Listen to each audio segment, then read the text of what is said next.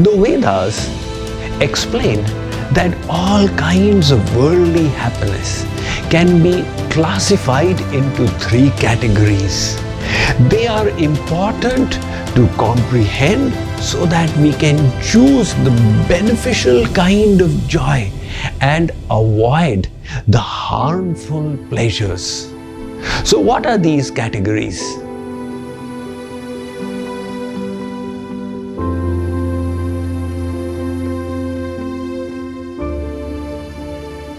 Lord Krishna explained to Arjuna in the Bhagavad Gita, Sattvam Rajas Tama iti guna prakriti sambhava nibadhananti mahabaho dehe dehinam avyayam. He said, Arjuna, the material energy Maya has 3 gunas: the mode of goodness, the mode of passion, and the mode of ignorance, or Sattva, Rajas, and Tamas.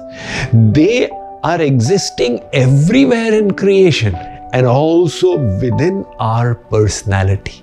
Accordingly, there is Tamasic Sukh, Rajasic Sukh, and Sattvic Sukh. What are they?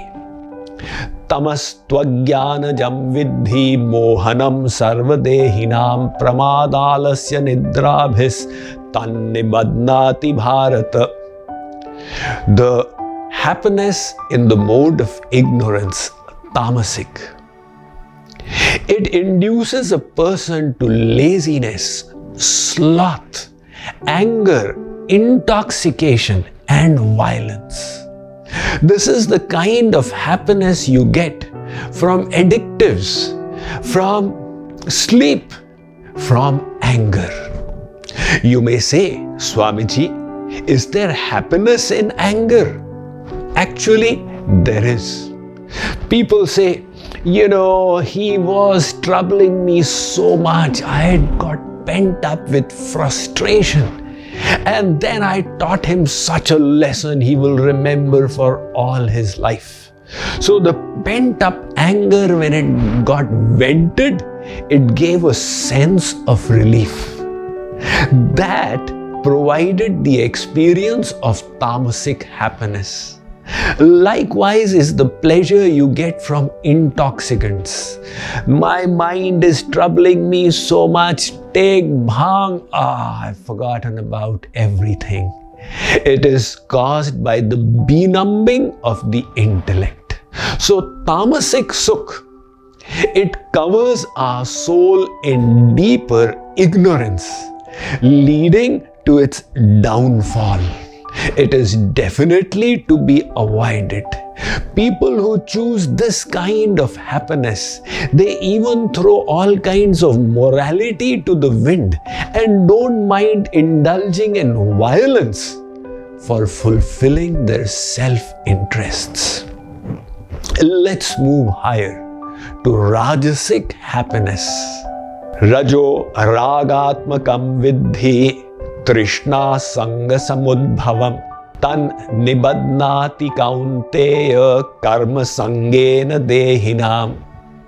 Shri Krishna again explains to Arjuna that happiness in Rajogun is what you get from the pleasures of the senses.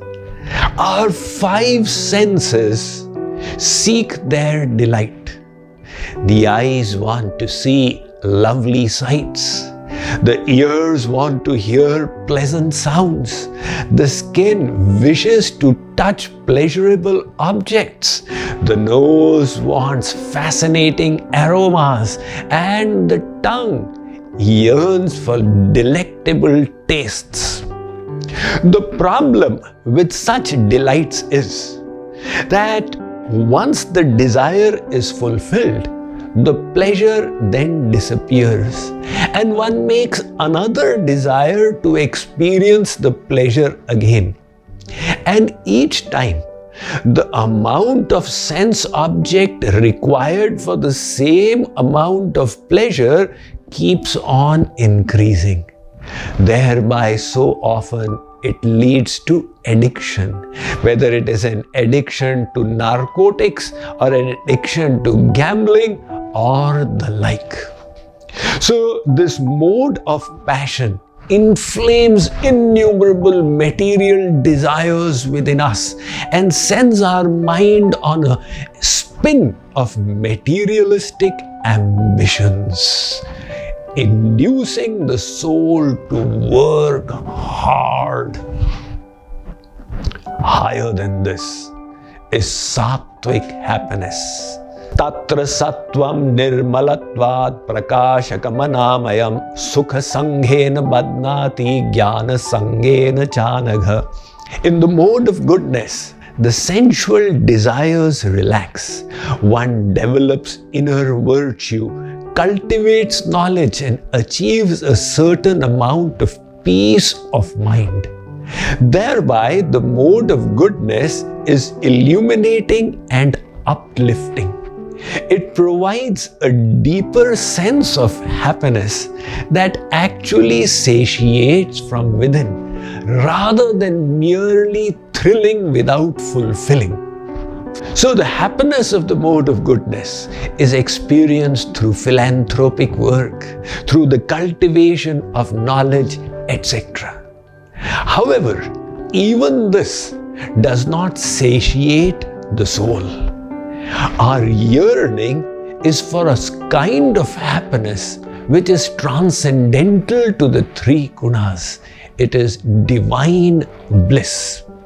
Understand through this story. One man was walking in the forest when he got attacked by three bandits. The first said, "Let's kill him and loot everything he has." The second said, "There is no need to kill him. Just tie him up in a rope and steal whatever he has." So that's what they did. And after looting him, when they had left, the third bandit returned. He untied his bonds and showed him the way out of the forest and said, "Look, I cannot get out myself, but I can lead you to the way." Who were these three bandits? The first was Tamogun, which wants to plunge the soul in the ignorance of Maya.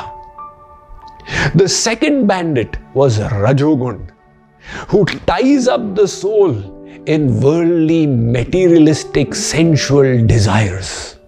And the third bandit who came to untie the bonds and lead the soul to liberty is Sattvagun.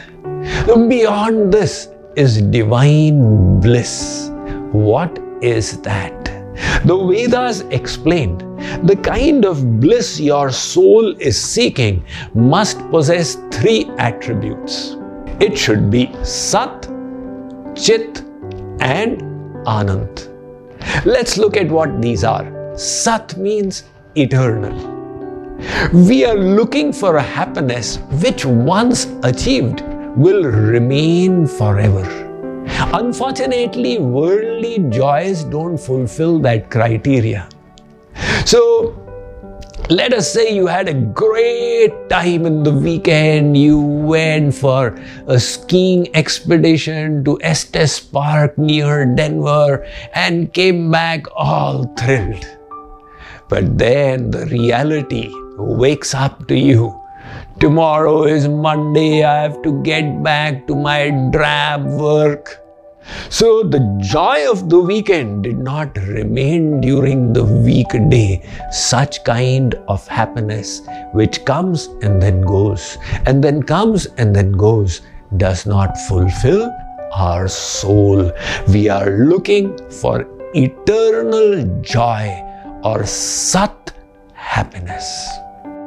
The second, we want a kind of joy which is Chit, which means ever fresh. Now, what happens in the case of material delights?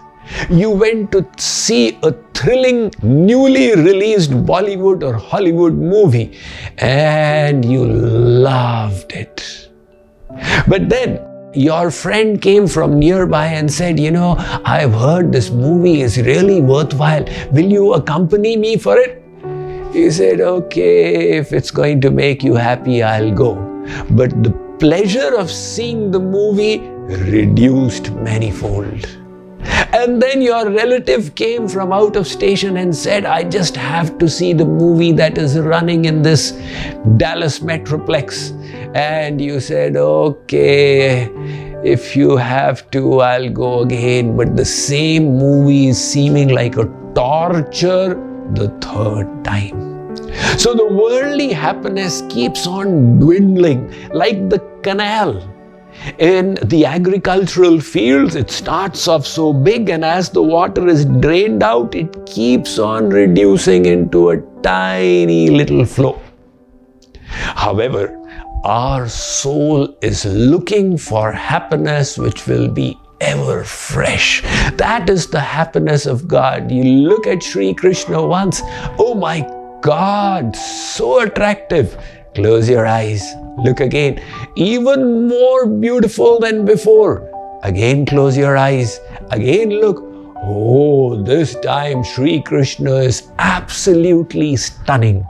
That is Chit, happiness. And the third attribute is Anand, Sat, Chit and Anand. Let's read about Anand from The Art and Science of Happiness. Happiness from material things is finite. Let us say someone becomes a senior manager in a multinational company and feels happy, but when she sees the Chief Operations Officer, COO, she thinks, oh my God, look at him. I'm only a senior manager while he is COO. Likewise, the COO looks at the CEO and thinks, this person is ahead of me, how can I be happy? The example illustrates that if we perceive someone getting more pleasure than us, we become unhappy.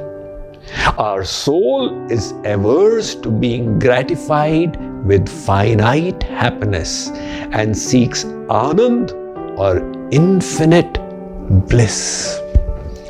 Anand has been defined in the Chandogya Upanishad. Yo vai bhuma tat sukham, nalpe sukham asti. That which is limited is not true Anand. Anand is infinite in extent. So our soul will only be satiated when it experiences a joy that is Sat and Chit and Anand, eternal, ever fresh and infinite. How will we get that joy? We shall discuss it in the next episode.